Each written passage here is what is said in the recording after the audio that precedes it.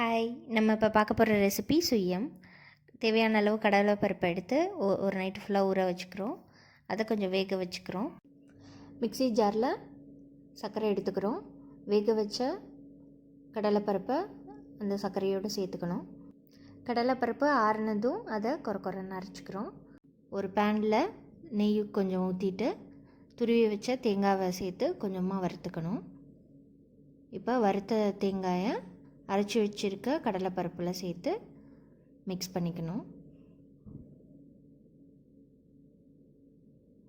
Mix பண்ணிவிட்டு சின்ன சின்ன உருண்டையாக உருட்டிக்கணும்.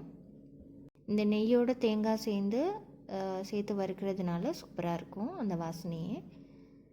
இப்போ சின்ன சின்ன உருண்டையாக உருட்டியாச்சு. உருண்டையில் கோட்டிங் கொடுக்கறதுக்காக கொஞ்சம் மைதா மாவு, அரிசி மாவு, கொஞ்சம் உப்பு போட்டு மிக்ஸ் பண்ணிக்கணும். அரிசி மாவு ஏன் சேர்க்குறோன்னா கொஞ்சம் கிறிஸ்பியாக இருக்கிறதுக்காக. கோட்டிங் ரெடி ஆகிடுச்சு. இப்போ அதில் அந்த உருண்டையை போட்டு மிக்ஸ் பண்ணி எண்ணெயில் போட்டு எடுக்க வேண்டியது தான். ஸோ 2 பக்கமும் திருப்பி விட்டு சூப்பரான சுயம் ரெடி ஆகிடுச்சு. ட்ரை பண்ணி பார்த்துட்டு உங்கள் ஃபீட்பேக் சொல்லுங்கள். தேங்க்யூ.